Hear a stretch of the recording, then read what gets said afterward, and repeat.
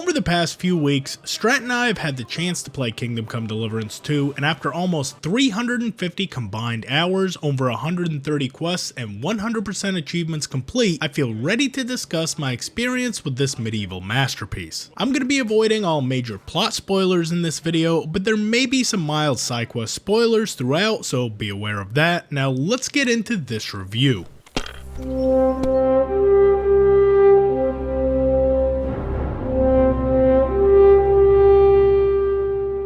Kingdom Come Deliverance 2 is a direct sequel to the first game by Warhorse Studios, Kingdom Come Deliverance, where you play as Henry, the humble son of a blacksmith in the small town of Silver Skalitz. After watching his entire town get destroyed, he sets off on a quest to avenge his father's killer, Mark Bert von Aulitz, and retrieve the last thing his father ever forged, a sword meant for his liege lord, Sir Radzig Kobyla. Along his journey, he meets powerful lords such as Sir Divish of Talmberg, Sir Hanush of Lipa, and the young arrogant Lord of Rattay, Sir Hans Capon. After realizing the events of the world are far too big for any of them to deal with on their own, they seek to recruit allies in their fight against the Hungarian King Sigismund and attempt to parley with Otto von Bergau. This is where the events of the second game start, with Hans, Henry, and a small regiment of Rattay troops on their way to Trotsky Castle. After the company is ambushed along the way, Henry and Hans have to figure out a way to accomplish their mission in a strange new place without a friend in sight or a pot to piss in. Oh, it's closed.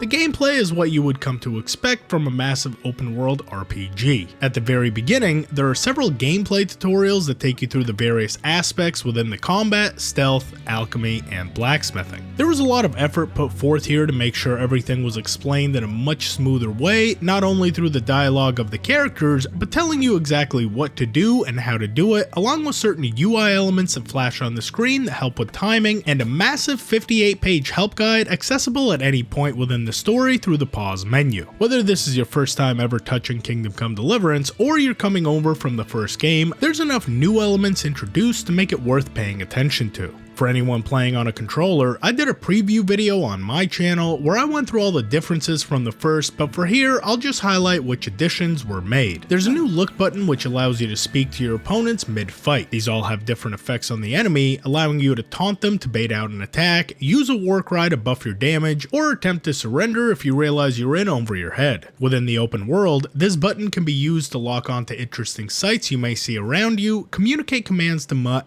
access trader inventory without going through their chat menu, and respond to certain NPCs that have less than flattering things to say about your condition. If you're going out in public, take a bath first. Piss off. Come now.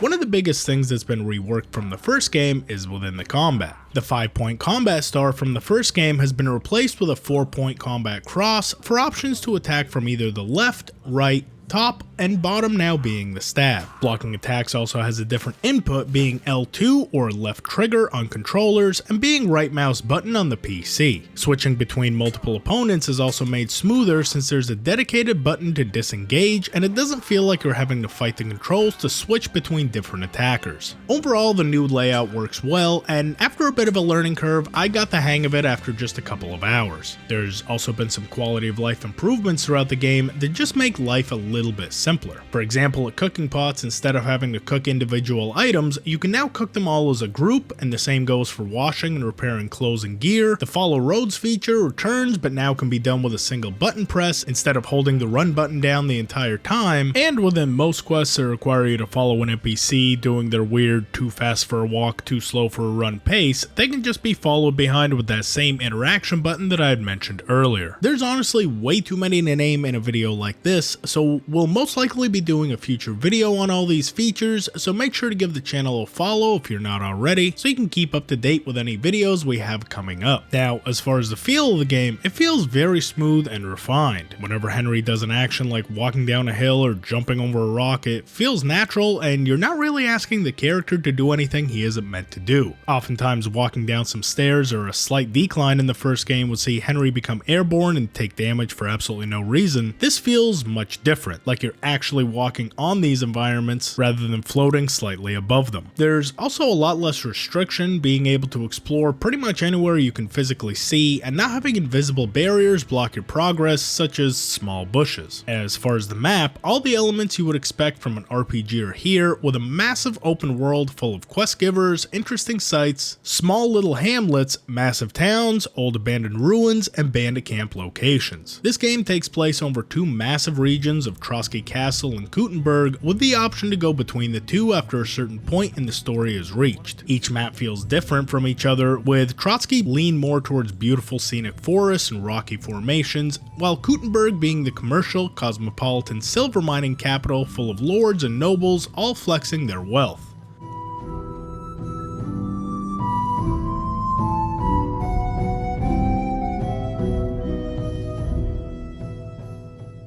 There's been a general reworking of several mechanics of the game, and I'll go through each of them here very quickly. Weapon selection has been added to, allowing you to carry multiple weapons on a belt you can equip within your inventory. You can then seamlessly switch to multiple weapon types without having to open your player menu. As I already mentioned, the combat star being reworked, there's a lot more emphasis on skill and careful timing placed within combat as opposed to the first. The weapons all feel unique from one another and change the approach of different encounters. Combat encounters with a longsword feel very different from that with a polearm or a mace. There's also limited attack directions for each different weapon type, for example polearms not having the ability to be swung from above, rather they're useful for keeping multiple opponents at bay with stab attacks, and axes and maces not having the ability to stab. The other thing you won't be doing with any of those weapons is master strikes, since those are now limited to sword wielders only. Rather than being attached to the block button as it was before, it now requires positioning your weapon in the opposite direction of your opponent's weapon and timing your attack within the perfect block counter window. This concept applies to enemies as well, since if they have anything but a sword equipped, you'll only ever have their riposte to fear, but in my opinion, the combat in this game really shines when you're facing high level opponents wielding a sword, having a sword yourself. It becomes this amazing chess match, both positioning your weapons and thinking about your next attack very carefully. Attacking from the same side will increase the odds of you being perfect block, while attacking from the opposite side risks you being master struck. My favorite thing to do is the fact that you can pull these master strikes off in these long riposte battles and surprising your enemy with a devastating strike that he never saw coming. Archery has also had a rework to make it more diverse. There are different bows with varied draw speeds and skill requirements, and these are returning features from the first. While the concept remains, it becomes much easier to predict where the arrow will go. Without the need of a reticle, you can pretty much line up the tip of the arrow with the target, and after some slight compensation for flight path and sway, you'll most likely hit your mark.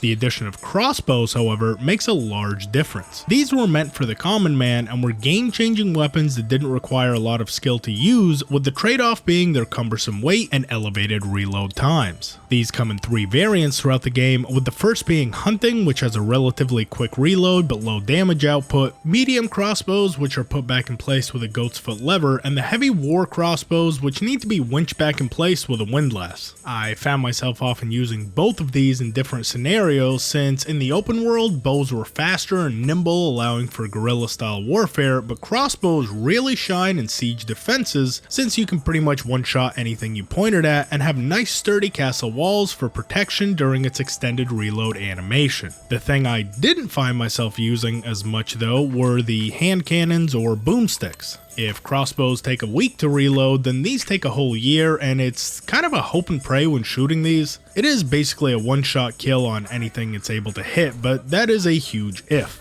I often found myself whiffing almost point-blank shots, and since the enemy AI is much more aggressive towards you if you have a ranged weapon out, missing is basically a death sentence. One thing I'd like to see though is the ability to dodge with a ranged weapon, since it's very easy for opponents to stun lock you while you try to switch to a melee weapon. I'd say over half my deaths within this game have been me trying to change weapons as the enemy rushes towards me, and my weapon draw is completely cancelled the second I get hit. Then I'm not really able to create any opportunities and I just stand there waiting to die. At least with the ability to dodge, I could hopefully create an opportunity to draw my sword as an opponent misses a swing, rather than just awkwardly standing there with my thumb up my ass. Why does it look like you have your finger in your butt? 'Cause it do. Overall, minus the mild frustrations of the weapon swapping, I like the way the combat feels across all these different weapon types, and there definitely feels like there's a lot less jank when it comes to fighting multiple opponents. They are quite passive in my opinion if you're fighting well, but if you are a bit too aggressive and run out of stamina, they will swarm you and take you out very quickly.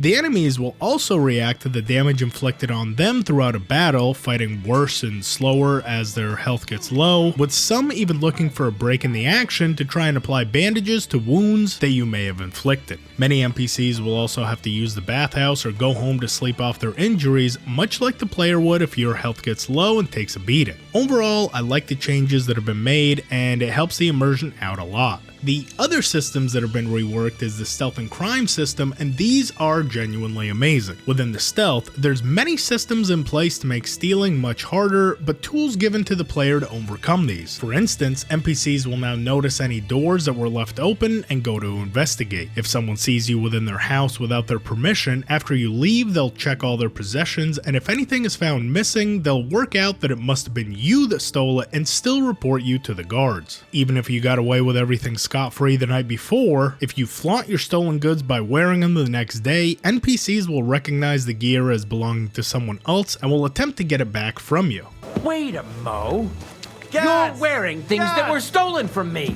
Get over here, or I'll call the guards. It's a fascinating way to make you have to be really on point not to get caught or sloppy by leaving doors behind or flaunting stolen goods around. Some ways that the player has to combat these new mechanics allow you to throw rocks to distract NPCs out of certain paths and redirect their attention while you have to move a body or unlock a chest. You can also whistle to get them going in your direction while you line up a perfect headshot, and certain houses can be accessed through windows without the need of even lockpicking your way inside to increase your chance with a guard or a new homeowner hearing you as you attempt to break in. There's also been a rework of the stealth takedown, which I'll admit took some getting used to, but once you master it, it's gotta be one of my favorite features. When you sneak up on a victim, whether you do a choke or a stealth kill with a dagger, a prompt will appear at various times that needs to be executed. If you miss the timing, the attack will still have a chance of being successful, however, it will not be silent, alerting everyone in the area that an attack has just taken place.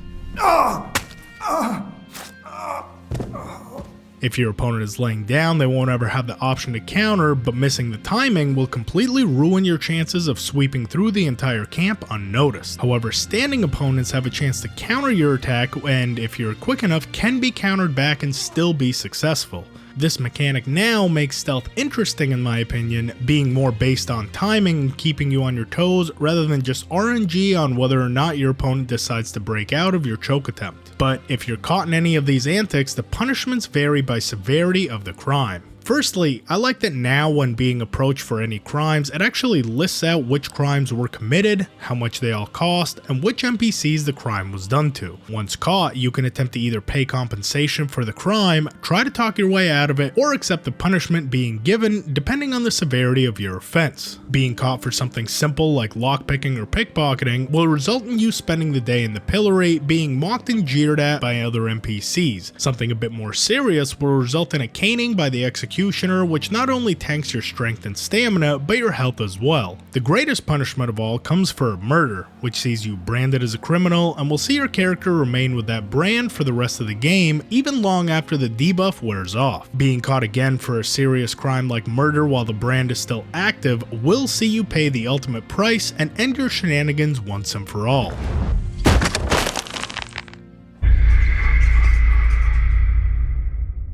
This is a very welcome addition as to what you do now actually plays a factor within your punishment as opposed to just being jailed for 10 days whether you accidentally punch a guard or decide to slaughter an entire village.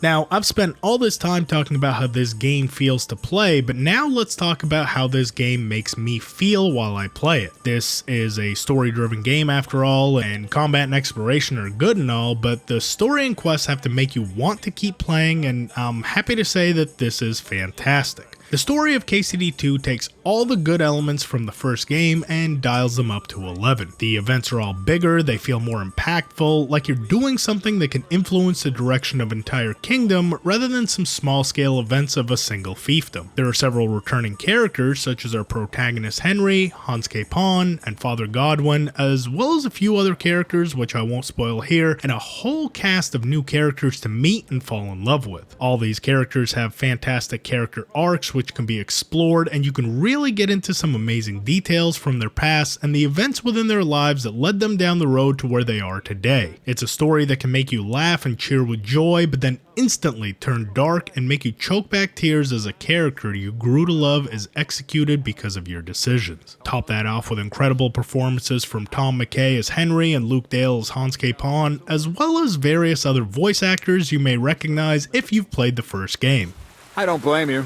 Me? I'm no good with a sword. Might be more useful to you in your vocation anyway. And then all of this is beautifully wrapped together by a fantastic performance from Jan Valta, the famous award-winning composer from the first game, and I would honestly be shocked if he doesn't win an award for this one. Everything within the game is elevated as a result of the beautiful score playing in the backgrounds, whether it's something comical playing out in front of you, the dark eerie feeling of combat, or just some lighthearted tavern music for exploration.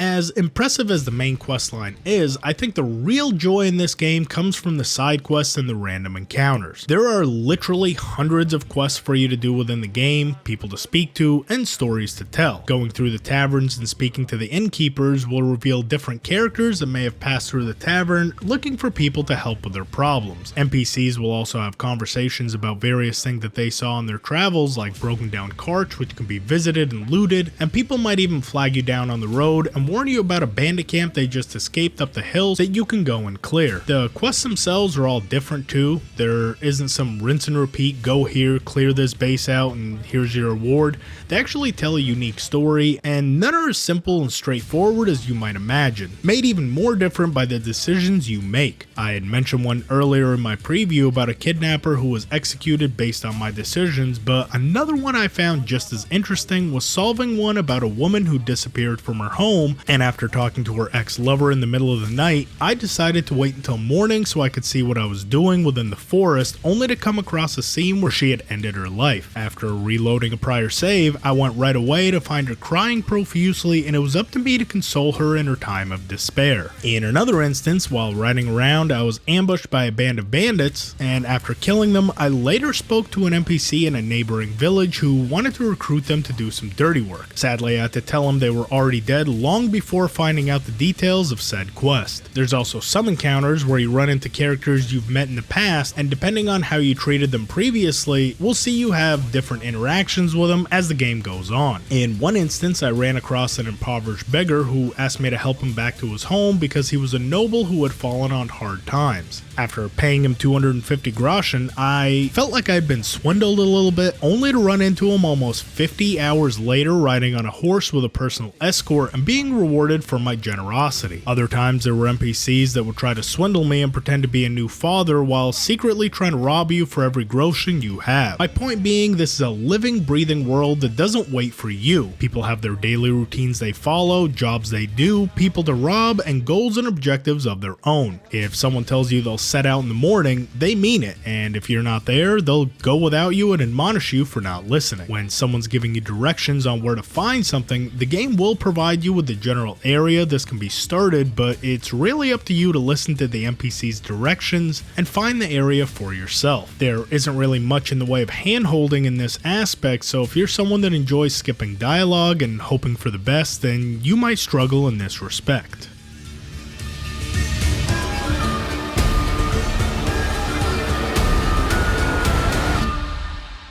The player menu in the game has also gone through some overhauls, with everything from skill gain, perks, and sorting has been reworked. The level caps have all been pushed up to 30, and the total number of perks has been elevated from 181 in the first game to 275. There were also a few hidden perks that you get through certain feats accomplished throughout the journey, so I actually ended my first run having approximately 281 available perks to select, and will plan to do a video in the future covering how to prompt the hidden perks I've unlocked. Additionally, skill gain has been streamlined to go across multiple skill categories at the same time. For example, walking overburdened can help build up strength, playing Farkle can increase agility, and selling stolen goods to honest merchants can increase both your speech and thievery skills with the right perks selected. There's also a lot of downsides gone from most of these perks. In the first you almost had to take the good with the bad, but I didn't really find any perks in the skill tree that were downright bad. Just a few that for my certain playstyle were maybe unnecessary but could prove very useful in subsequent runs. In addition, combat skills such as polearms, unarmed, swords, and heavy weapons all got separate skill trees with buffs as well, while combos had to be learned by speaking to various trainers met throughout your adventures who can teach you powerful new techniques to use with different weapon combinations. They all vary in timing and by weapon selection, and pulling these off in combat really makes you feel like a badass. While each animation is unique, some of the inputs are pretty standard throughout all the different weapons, so even if you can't remember how to do all 10 longsword combinations, there's a couple of inputs that you can always fall back on to get you through most of the encounters.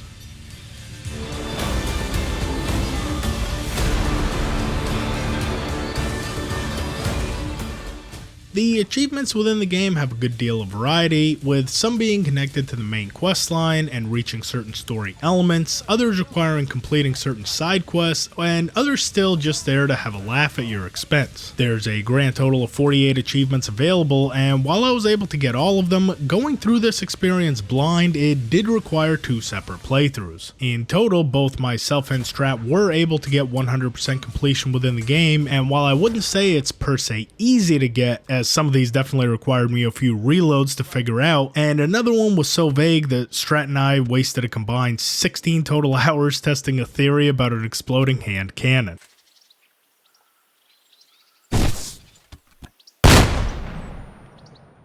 We do plan to have a 100% achievement guide for this game, but given that the original game only had 49 achievements in the base game with another 33 coming through DLCs, it's safe to say I plan to see many more of these in the future. The roadmap has already been revealed by Warhorse, which includes horse racing and hardcore mode as base game additions, and 3 paid DLCs all scheduled for release before the end of 2025, which will be available for everyone buying a gold edition or can be purchased at a later date. Needless to say, I do look forward to seeing which additional achievements they add within the games with the DLC, and will eventually try to do a 100% achievement run in a single playthrough as I've done before.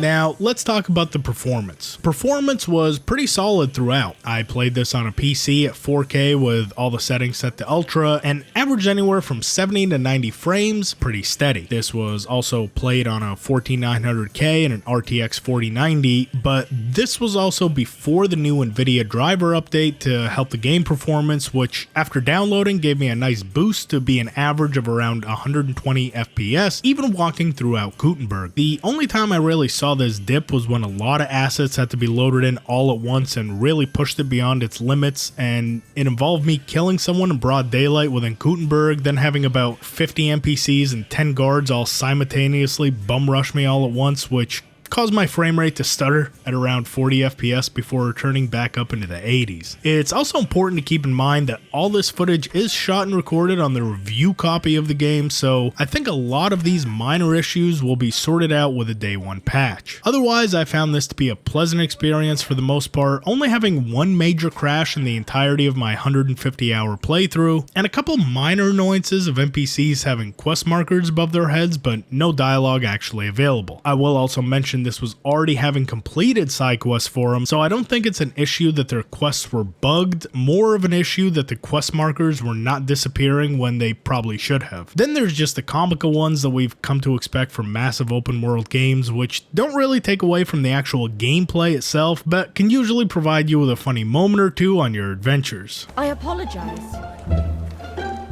Yachim when home already. Come and take your pick. Stop shouting. Have a drink. You should be actually all over this.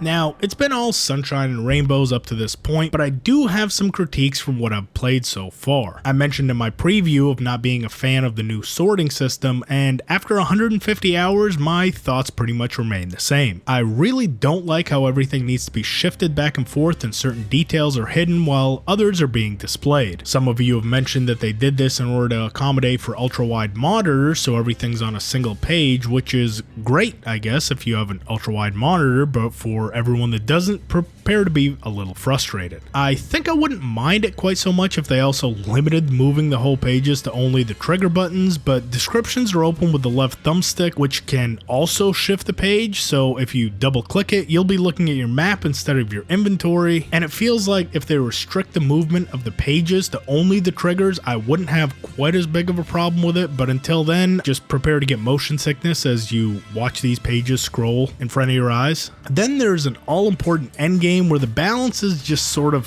thrown out of whack. Setting with maxed out skills of 30 in just about every skill and having the best weapon in the whole game, and I was having difficulty finding the encounters to be exciting since it was almost a foregone conclusion that I would win every encounter and most opponents would go down after just a single strike. I was simply participating in the combat just to continue advancing the main story, but it had lost a lot of its luster that I had at the start and mid-game portions. Now, I'll admit I do have a similar issue with the first game on normal difficulty, that I felt the skills leveled a bit too quickly and the enemies were a bit too mushy towards the end game, so hopefully with the upcoming hardcore DLC, it can stifle a little bit of the generosity and levels you tend to pick up and make combat in the end game a bit more difficult than it currently is. And lastly is the lockpicking. I already know this is going to be a point of contention, but I was someone who never really struggled with the old system despite being on a controller and using the original controls with both thumbsticks. I feel like this is actually more difficult at the start of the game than it was in the previous game, but it does level up quickly, so the struggle doesn't remain for long, but it's definitely there. As you turn the lock, the sway becomes worse and worse, and there really isn't a way to counter this on your thumbstick. You just kind of have to hope that the lockpick has enough durability to survive your sudden outburst of Parkinson's Henry tends to get in the middle of a chest or a door. Again, as I mentioned, the skills do tend to level up quite quickly, so the struggle's only really there for the early portion of gameplay, but it's frustrating enough that I think people will immediately get discouraged from ever leveling it, so I just wanted to mention that I was also having difficulty here, and as long as you're willing to keep at it and break about 50 lockpicks, it's only going to get better as you play.